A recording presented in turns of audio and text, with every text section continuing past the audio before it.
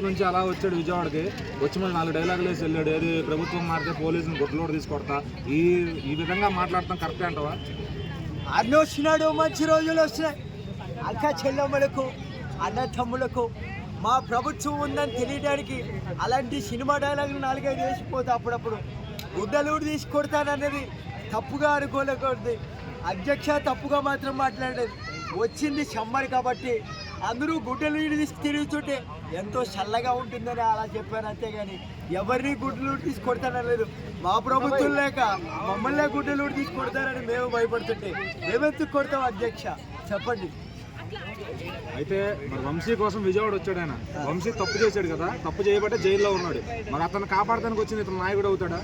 వంశీ నిజంగానే హీరో లాంటి మెటీరియల్. నారా చంద్రబాబు నాయుడు కూడా వంశీ లెక్క అందంగా ఉండడు. నారా రోహిత్ కూడా చంద్రబాబు లెక్క వంశీ లెక్క అందంగా ఉండడు. ఆ వంశీ హీరో మెటీరియల్. ఇప్పుడే రోబో 3 తీద్దామని వంశీ వెళ్తుంటే అరెస్ట్ చేసి జైల్లో దిగారు. అది మా ప్రభుత్వంలో చాలా అంటే చాలా బాధపడుతున్నా అధ్యక్ష. ఒకటి చెప్తాను, మా ప్రభుత్వానికి మొదటి మెట్టు మళ్ళీ ఎక్కుదామని లోపు ఆ రెడ్ బుక్ తీసుకొచ్చాడు నారా లోహిత్. ఏదో తమిళ్ సిరీస్ చూసి ఆ సినిమాలో రెడ్ బుక్ ఉంటుంది, ఆ మాదిరిగా దీంట్లో కూడా తీసుకొచ్చి మా ప్రభుత్వాన్ని మొత్తం తారాలోకానికి తీసుకుపోదామని ఆ రెడ్ బుక్ తీసుకొచ్చారు అధ్యక్ష. నేను మాత్రం దీనికి ఖండించను.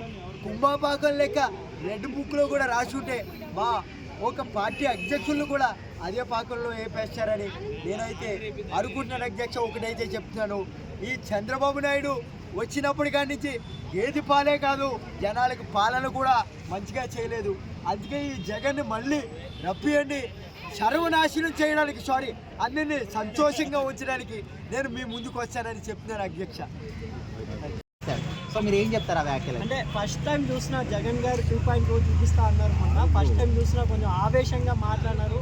ఇదే కంటిన్యూ అంటే ఆయన వాళ్ళ రాజకీయ నాయకుల గురించి కాకుండా ప్రజల తరఫున వెళ్ళి మాట్లాడితే ఇంకా కంపల్సరీ 2029 అదేదో కలగంటున్నారు కదా ఆయన, ఆ కళ నిజంగా స్పష్టమవుతుంది ప్రజల తరఫున మాట్లాడితే. ఎందుకంటే యాక్చువల్లీ ఏ రాజకీయ నాయకుల తరఫున జగన్ గారు మాట్లాడుతున్నారు ఆ రాజకీయ నాయకుల వల్లే జగన్ గారు ఓడిపోయారని నేను అంటాను. ఎందుకంటే ప్రజలకు చాలా మంచి చేస్తారు జగన్ గారు కూడా. సమ్ నాయకుల వల్ల మిస్టేక్స్ వల్ల ఆయన ఓడిపోవడం జరిగింది. ఈరోజు అదే నాయకుల వల్ల ఆయన అంత గట్టిగా మాట్లాడుతున్నారు. ఇంకా రిటైర్ అయిన ఆఫీసర్లు కూడా 2029లో సప్త సముద్రాలు దాటి ఉన్నా నేను పట్టుకుని వస్తుంది బట్టలు ఉడగొడతా అని ఆవేశం మంచిదే. ప్రజల తరఫున మాట్లాడండి. ఇది ఇంకొకరెవరో పంతులు గారు కూడా వీడియో పెట్టారు జగన్ గారి గురించి. రాజశేఖర రెడ్డి రచ్చబండ అనే కార్యక్రమం మీరు మొదలు పెడితే మీ కళ 2029లో మీ సీఎం అయ్యే కళ కంపల్సరీ నిజమవుతుంది. పల్లెల్లో వెళ్ళండి, మారుమూల ప్రాంతాల్లో వెళ్ళండి. నిజంగా జగన్ గారికి మంచి ఇప్పుడు చాలా రోజుల తర్వాత ఆయన ఆవేశం అయితే చూసాం, కానీ అది ఒక ఆయన నేత గురించి కాకుండా ప్రజల గురించి మాట్లాడితే ఇంకా ప్రజలు పక్షాన నిలబడి అసెంబ్లీకి కూడా ఇదే అసెంబ్లీలో వెళ్ళి అప్పుడు రాజశేఖర్ గారు మాట్లాడుతా అంటే చంద్రబాబు నాయుడు గారు ఏమి నోరిప్పేవారు కాదు. అలా జగన్ గారు కూడా మాట్లాడి టకఫార్ ఇస్తే ప్రజల్లో మంచి నేతను కోల్పోయామనే సానుభూతి వస్తుంది. 2029 ఆయన కళ నెరవేరుతుంది నా అభిప్రాయం. ఇప్పటికి కూడా మీరు ఏ నాయకుడిని వెనక వేసుకొచ్చారో ఆ నాయకుడి గురించి కాకుండా ప్రజల గురించి ఇంత ఆవేశంగా మాట్లాడి జగన్ గారు మీకు హ్యాట్సాప్ చెప్తారని నా అభిప్రాయం. అంటే ఇప్పుడు ఒక తప్పు చేసిన వ్యక్తి గురించి మాట్లాడే వ్యక్తి ఇప్పుడు ప్రజలకు ఏదైనా అన్యాయం జరిగినప్పుడు కానీ వాళ్ళకి ఏదైనా అవసరాలు ఉన్నప్పుడు కానీ వాటికి ఎప్పుడు గొంతెత్తని జగన్ ఇప్పుడు ఎత్తున్నాడని కొంతమంది క్వశ్చన్ చేస్తున్నారు. సో దీనికి ఏం చెప్తారు? అంటే అదే మొన్ననే చెప్పారు 2.0 నిజంగా 2.0 అయితే చూపించారు, కానీ ఒక ఎవరైనా గవర్నమెంట్ ఎంప్లాయీస్ని బట్టలు ఊడగొడతారు ఒక ప్రతిపక్షం మాట్లాడడం అనేది తప్పు. కానీ ఆయన 2029లో గెలిచాక కూడా నేను బట్టలు ఊడగొడతా అనేది అది ఇంకా తప్పు. ఎందుకంటే ఒక సీఎంగా ఏర్పడాక అక్కడ ప్రజల సమస్యలు చూసుకోవాలి. గవర్నమెంట్ ఆఫీసులు తప్పు చేసినా జస్ట్ వాళ్ళ సెక్షన్ పరంగా ఉంటాయి. నిజంగా వాళ్ళు తప్పు చేస్తే సెక్షన్ పరంగా ఉంటాయి. బట్టలు ఎక్కడ న్యాయంలో లేదు కాబట్టి ఎనీహౌ జగన్ గారు ఇంత ఆవేశం మాట్లాడడం హ్యాపీ ప్రజల తరఫున. ఎందుకంటే ఒక ప్రతిపక్షాన్ని అయితే ఇంకా స్ట్రాంగ్గా తిరిగి రావడం అనేది ప్రజలు కూడా అదే కోరుకుంటారు. ఆ స్ట్రాంగ్ తిరిగి రావడం ఏదో ప్రజల తరఫున రైతుల తరఫున లేకపోతే మారుమూల ప్రాంతంలో స్కూల్స్ లేవు అవన్నీ దాని తరఫున ఆయన గట్టిగా అసెంబ్లీలో వెళ్ళి మాట్లాడితే ఇంకా ఆయనకి మంచి లాభం చేకూరుతుంది. ఆయన ఏదో కలగంటున్నారు 2029లో వస్తారు, అది నిజంగా నెరవేరాలంటే రాజశేఖర రెడ్డి రచ్చబండ అనే కార్యక్రమం ఆయన మొదలుపెట్టి ఎలాగో పాదయాత్ర చేశారు రాజశేఖర గారు, అలా ఆయన స్టార్ట్ చేస్తే బాగుంటుంది. ఎప్పుడో జస్ట్ వానాకాలం మాదిరి జస్ట్ అలా ఎండాకాలం మాదిరి రాకుండా జగన్ గారు ఇక్క మీద నుంచి కంటిన్యూగా చేస్తే నాయకుల గురించి కాకుండా నేను అదే చెప్తున్నా ప్రజల గురించి మాట్లాడితే కంపల్సరీ జగన్ ఈజ్ బ్యాక్ అని ప్రతి ఒక్కరు చెప్తారని నా అభిప్రాయం. అంటే ప్రతిపక్షంలో లాస్ట్ ఇయర్ కూడా మనం చూసుకున్నాం. అంటే ఈ గవర్నమెంట్ చేంజ్ అయినప్పుడు వాళ్ళు ఉన్నప్పుడు ఏంటంటే వాళ్ళు కూడా అన్నారట, అందరూ అన్నారు. ఇప్పుడు అతను అన్నాడు అందరూ అలాగే మాట్లాడతారు. కానీ ఇతను ఏంటంటే ఇలా మాట్లాడుకుంటుంటే కాస్త బాగున్నాం, అందరూ అదే అంటే నువ్వు అన్న పాయింట్ బాగుంది. ఏమని పరిస్థితి కార్యకర్తల కోసం నిలబడతారు. ఒక పక్క జగన్ అన్న లోపల వేసేలా ఉన్నారు కదా, మరి ఆయన కాపాడుకుంటాడు ముందు. అదే ఆయన కాపాడుకుంటాడు ఆయన.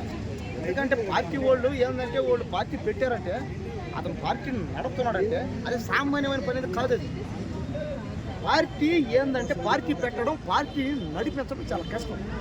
కాబట్టి ఆయన అలా ఎందుకు మాట్లాడాడంటే ఆయనకి అర్థం అవ్వదు.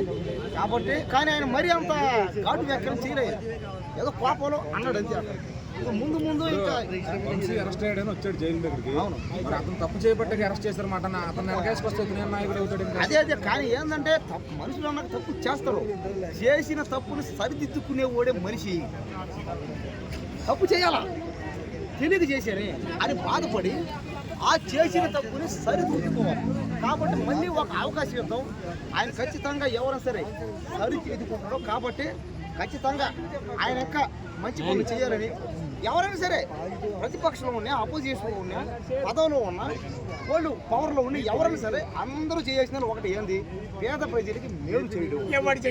కాబట్టి అందుకు మా కాంట్రవర్షియల్ కామెంట్స్ చేశారు, దాని గురించి మీ అభిప్రాయం? కామెంట్స్ అంటే ఏ విధంగా? వల్లభనేని వంశీ గారిని అరెస్ట్ చేసిన తర్వాత ఆయన విజయవాడ జైలుకి వెళ్ళి పరామర్శించి బయటకు వచ్చిన తర్వాత ప్రెస్ మీట్ పెట్టారు. అక్కడ మాట్లాడిన మాటలు చాలా కాంట్రవర్షియల్గా మారాయి. ఎగ్జాంపుల్, తన సామాజిక వర్గం అయిన చంద్రబాబు నాయుడు ఎవరు మనిషినైనా సరే ఆయన ఇట్లాగే ఈర్ష్యతో కక్షతో అరెస్టులు చేపిస్తుంటాడు అని చెప్పేసి చెప్పారు.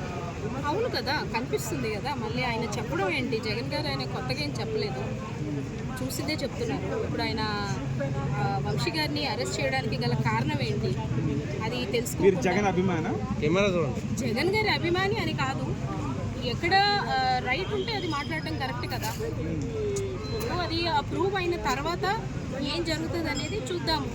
అంటే 2029లో నేను కానీ ఎన్నికల్లోకి వస్తే ఇది రాంగ్ ఎలిగేషన్ అని ప్రూవ్ అయితే గుట్టలు ఊడదీసి రోడ్డు మీద నిలబడతా అనేది జగన్ గారి స్టేట్మెంట్. ఇది వరకు కూడా ఆయన చాలాసార్లు ఇలా చెప్పడం జరిగింది. బట్ దానికి పోలీస్ అధికారులను ఉద్దేశించి అలా ఎప్పుడు ఏ నాయకుడు కూడా మాట్లాడలేదు. మీ గుట్టలో ఊడదీసి శిక్షిస్తాను, సప్త సముద్రాల అవతలు ఉన్నా సరే నేను మిమ్మల్ని బయటికి లాగుతాను అని పోలీసులు ఏం చేస్తారు? నాయకులు మారుతుంటారు, పోలీసులు అలాగే ఉంటారు కదా. ఉంటారు, బట్ వాళ్ళని ఉద్దేశించి అన్నాడంటే డైరెక్ట్ గా పోలీసులు అన్నట్టు కాదు. అరెస్ట్ చేసిన పోలీసులే కాబట్టి ఆయన పోలీసులు అన్నట్టే, బట్ వాళ్ళ వెనకాల ఉన్న వాళ్ళకి ఆ మాట తగులుతుంది అనేది నా ఇంటెన్షన్. ఓకే, రెడ్ బుక్లో లిస్టు అంటే పేర్లు చూసి భయపడ్డారంటారా జగన్ గారు కానీ కొడాలి నాని కానీ? అందుకే ఇంతలా ఫ్రస్ట్రేట్ అవుతారంటారా ప్రెస్ మీట్లు పెట్టి? ఫ్రస్ట్రేట్ అవ్వడానికి ఏముందండి? ఇప్పుడు రెడ్ బుక్లో పేర్లు ఉన్నంత మాత్రాన అది రియల్ అయిపోవాలని లేదు కదా. ఫ్రస్ట్రేట్ అవ్వడానికి ఏముంది? మనం జగన్ గారి పాలన చూసాము, ఇదివరకు చంద్రబాబు నాయుడు గారి పాలన చూసాము, ఇప్పుడు కూటమి పాలన చూస్తున్నాము. దీనిలో ఏది డిఫరెన్స్ అనేది జనాలకి ఇప్పటికే అంచనా తెలిసిపోయింది, వాళ్ళు పసిగట్టారు కూడా.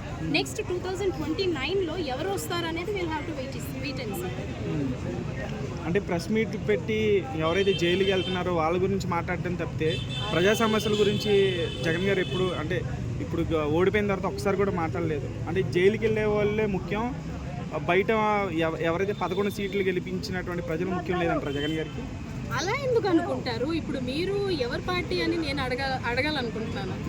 ఎందుకు అంటే ఇప్పుడు కాంట్రవర్సీ అయ్యేది మాత్రమే జనాల్లోకి వెళ్తుంది. ఆయన ఎవరి గురించి మాట్లాడుతున్నారా మాట్లాడట్లేదా అనేది జనాలకి తెలుసు.